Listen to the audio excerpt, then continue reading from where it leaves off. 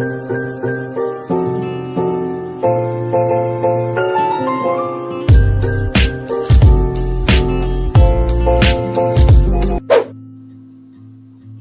Swastiastu.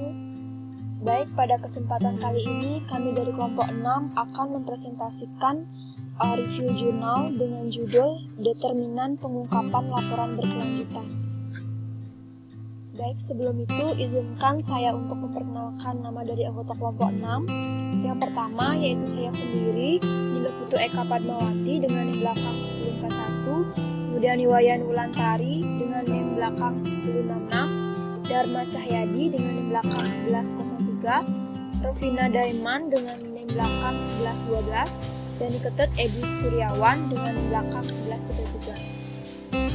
Nah, adapun topik pembahasan yang akan kami bahas yaitu yang pertama latar belakang penelitian, kemudian masalah penelitian, metode penelitian, analisis data, hasil penelitian, dan hasil review. Baik, langsung saja. Yang pertama yaitu latar belakang penelitian. Nah, pada era globalisasi ini, dunia bisnis semakin berkembang pesat. Perusahaan di Indonesia sebagian besar mulai menyeimbangkan antara penyesuaian laba dan perbaikan lingkungan dengan prinsip 3P, Triple Bottom Line, yang dianggap sebagai patokan utama dalam pembangunan bisnis berkelanjutan dan pelaksanaan pembangunan berkelanjutan. Dengan banyaknya jumlah perusahaan baru yang muncul dan beroperasi dengan tujuan untuk meningkatkan nilai perusahaan, namun banyak perusahaan yang mengabaikan dampak negatif bagi masyarakat. Dengan adanya hal tersebut, penelitian ini bertujuan untuk menguji pengaruh kinerja keuangan dan ukuran perusahaan terhadap pengungkapan laporan keberlanjutan dengan tata kelola perusahaan yang baik sebagai moderator. Selanjutnya yaitu masalah penelitian. Pada jurnal ini yaitu ada masalah penelitiannya yaitu untuk mengetahui apakah profitabilitas, leverage, dan good corporate governance berpengaruh terhadap pengungkapan laporan berkelanjutan. Baik, sekian yang dapat saya jelaskan. Untuk materi selanjutnya akan dilanjutkan oleh rekan saya. Terima kasih. Baik, kenalkan nama saya Ketut Edi Suryawan. Di sini saya akan menyampaikan metode penelitian. Dalam metode penelitian tersebut ada pengukuran variabel profitabilitas, yaitu dengan pengukuran kemampuan perusahaan memperoleh laba hubungan dengan aset, tingkat penjualan dan modal secara tertentu. Metode penelitian dengan menggunakan uji testing deskriptif. Teknik analisis linier berganda yaitu dengan pendekatan presentasi regression model. Dan terakhir menggunakan uji koefiensi determinal R2. Sekian yang saya sampaikan. Terima kasih. Baik, perkenalkan nama saya Dharma Cahyadi dengan NIM 1917051103. Di sini saya akan menjelaskan tentang analisis data. Dalam penelitian ini, data yang digunakan yaitu menggunakan teknik sampling yang dengan menggunakan purposive sampling method. Data diambil dari perusahaan BUMN yang terdaftar di Bursa Efek Indonesia periode 2015 sampai 2020. Data yang diambil yaitu beberapa sampel yang memenuhi kriteria sampel dalam penelitian. Perusahaan yang menerbitkan laporan berkelanjutan Sustainability Report berturut-turut dari tahun 2015 sampai 2020, mempunyai laba pada laporan keuangan periode 2015 sampai 2020, dan perusahaan BUMN yang mempunyai kelengkapan data dalam penelitian.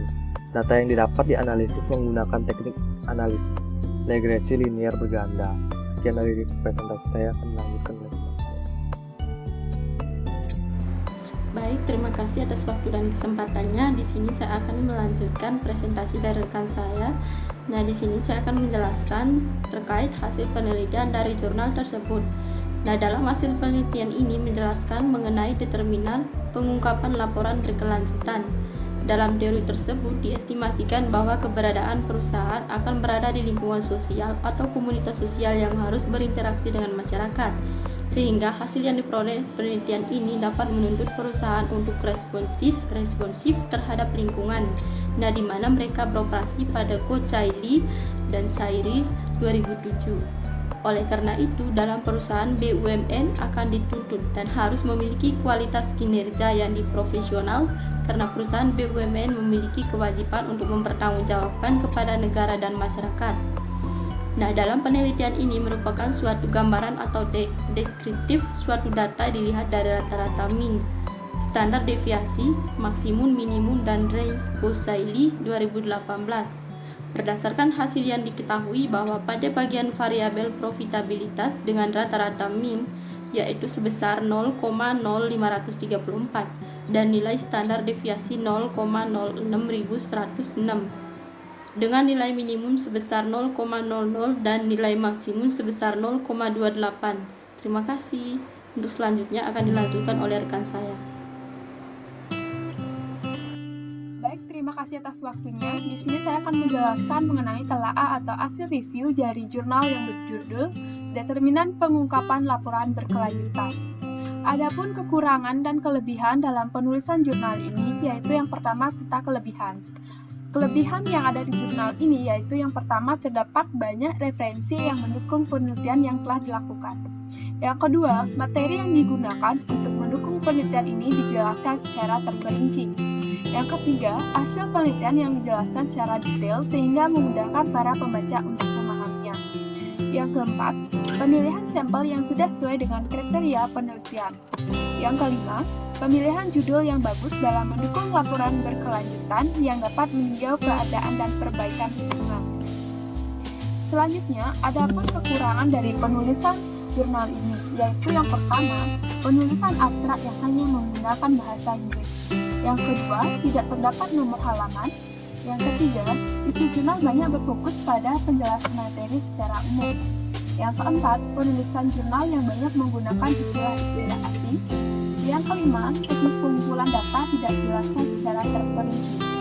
Yang keenam, rendahnya jumlah sampel pada penelitian.